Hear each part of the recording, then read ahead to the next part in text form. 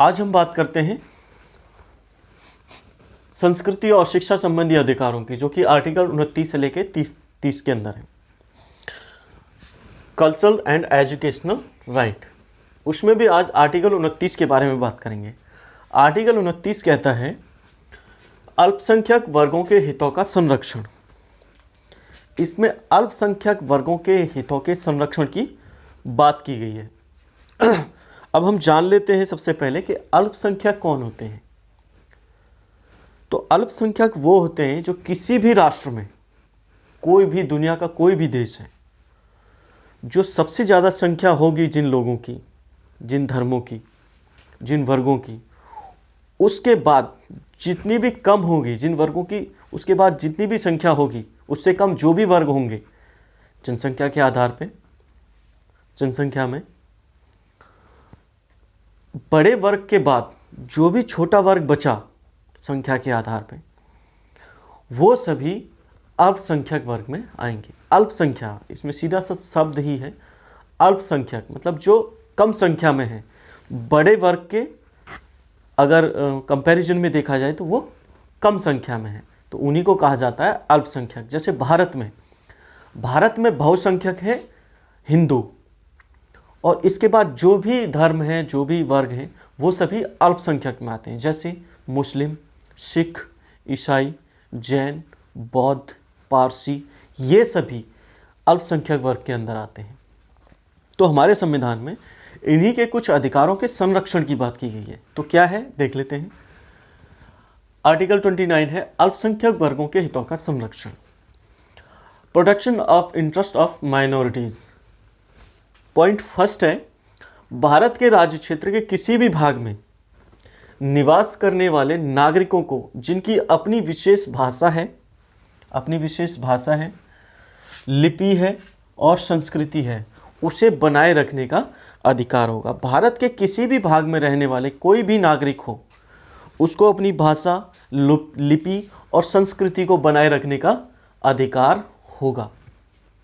अब इसमें एक चीज़ बोला गया है कि ये अल्पसंख्यक भी हो सकते हैं और बहुसंख्यक भी हो सकते हैं।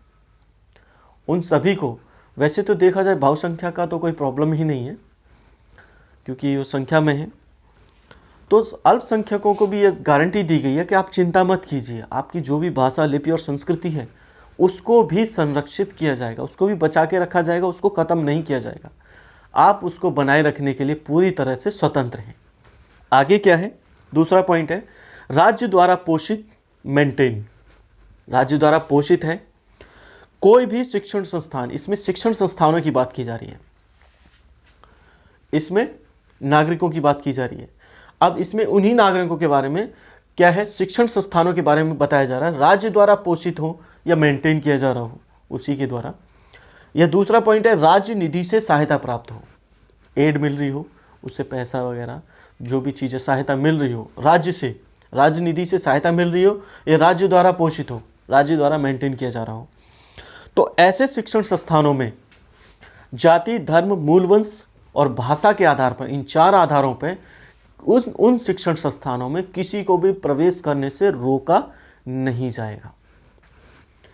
ये 2 पॉइंट हैं इसमें, राज्य द्वारा पोषित हो या राज्य निधि से सहायता प्राप्त हो। इन दोनों ही संस्थानों में जाति, धर्म, मूलवंश और भाषा के आधार पर किसी भी अल्पसंख्यक हो या कोई भी व्यक्ति हो जो नागरिक हो, उसको इन आधारों पर शिक्षण संस्थानों में प्रवेश करने से रोका नहीं जाएगा, उनको एडमिशन से मना नहीं किया जाएगा। हाँ, उनको एडमिशन के अन्य आधार हो सकते हैं, जैसे कि सीट पूरी हो जाए या फिर कुछ और भी आधार हो सकते हैं, आर्थिक आधार हो सकते हैं। लेकिन इन आधारों के अलावा जो भी आधार हो सकते हैं वो अलग बात है, लेकिन इन आधारों पे, इन जगहों पे किसी भी शिक्षण संस्थान में, स्कूल में, कॉलेज में, यूनिवर्सिटी में, किसी भी इंस्टीट्यूशन में सिर्फ इन आधारों पे उसको एडमिशन देने से मना नहीं किया जाएगा। हमने 2 वर्ड्स लिखे हैं यहाँ पे, समूह और व्यक्तिगत। इसमें समूह और व्यक्तिगत की बात की गई है। हाँ, बताना चाहेंगे इसमें समूह की बात की जा रही है, ग्रुप की बात की जा रही है। जो अधिकार मिले हुए हैं वो ग्रुप को मिले हुए हैं, किसी पर्सनल व्यक्ति को नहीं मिले हुए।